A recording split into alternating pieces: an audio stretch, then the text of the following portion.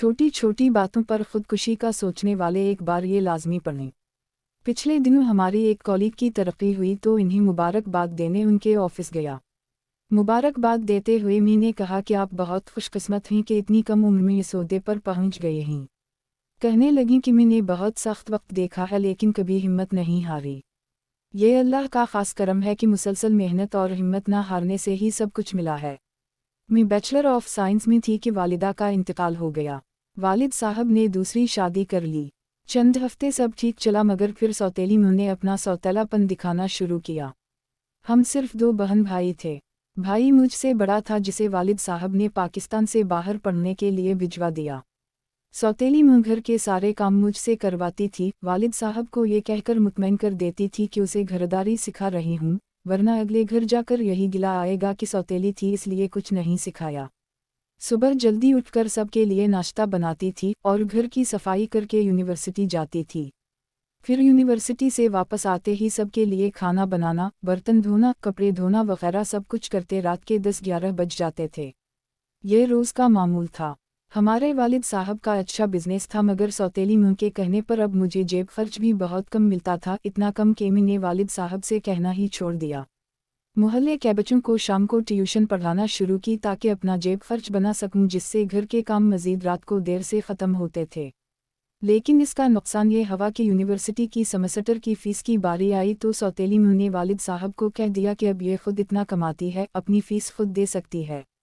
जिसके बाद मुझे मज़ीद ज़्यादा मेहनत करनी पड़ी ताकि अपनी फ़ीस भी खुद जमा कर सकूं।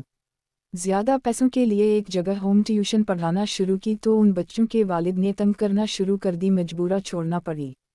बहनों को भाई का बड़ा सहारा होता है लेकिन भाई अपनी अय्याशी में मसरूफ़ था। मैं जितनी भी कोशिश करती थी मगर वो मेरी बात अव्वल तो सुनता ही नहीं था, कभी सुन भी लेता था तो एक ही बात होती थी कि तुम औरतों की लड़ाई कभी ख़त्म नहीं होनेगी। वालिद साहब का सहारा था तो वो सौतेली मुँह ने छीन लिया था। मेरी डिग्री होते ही सौतेली मुँह ने अपने किसी रिश्तेदार के साथ मेरे रिश्ते के लिए वालिद साहब के कान भरने शुरू किए। वो नशई सा था, वाजिबी सी तालीम, मोहल्ले में ही कोई दुकान चलाता था। उम्र में भी मुझसे काफ़ी बड़ा था। मैंने इनकार किया तो सौतेली मुँह ने कहना शुरू किया यूनिवर्सिटी में ही उसका किसी से चक्कर होगा इसलिए नहीं मान रही। अब तो मेरे दिल में आता था कि अच्छा था कि कोई होता जिससे शादी करके इस जहन्नम से निकल सकती। बड़ी मुश्किल से एमफिल की इजाज़त मिली। अपने इखराजात तो मैं पहले ही खुद पूरे कर रही थी लेकिन एमफिल की फ़ीस ज़्यादा थी, इसलिए वालिद साहब से बहरहाल कुछ ना कुछ सपोर्ट ज़रूरी थी। उनकी अच्छी माली हैसियत की वजह से मुझे कोई स्कॉलरशिप भी नहीं मिल सकता है। मुश्किल से एमफिल में दाखिले की इजाज़त मिल ही गई। एमफिल के पूरा होने के करीब एक क्लास फेलो ने प्रपोज़ किया। मैं किसी सहारे की तलाश में थी इसलिए उसे फ़ौरन कहा कि रिश्ता भेजो। इस रिश्ता के आने पर सौतेली मुँह ने तूफ़ान खड़ा कर दिया। वो इल्ज़ाम लगाए कि खुदा की पनाह, लेकिन मैं डटी रही। क्लास में वो लड़का काफ़ी अच्छा था, शक्ल व सूरत और इखलाक भी मुनासिब था। वालिद साहब ने लड़के का घर बार ना देखा, बस ऐसे ही नाराज़ होकर हाँ कर दी और कह दिया कि शादी करके जाओ और वापस कभी इस घर में ना आना। शादी बगैर किसी जहीज़ के सादगी से हुई। जहीज़ ना लाने की वजह से लड़के की माँ और बहनों ने चंद दिनों में ही तने देने शुरू कर दिए। मैं एक जहन्नम से निकल से कर दूसरे में आ गई थी। शादी से कबल इसने कोई वादे तो नहीं किए थे मगर मुझे इतना था कि वो मुझे प्यार और इज्जत देगा। वो भी ना मिले। कुछ दिनों बाद बात तन से जिस्मानी अजीब तक पहुंच गई।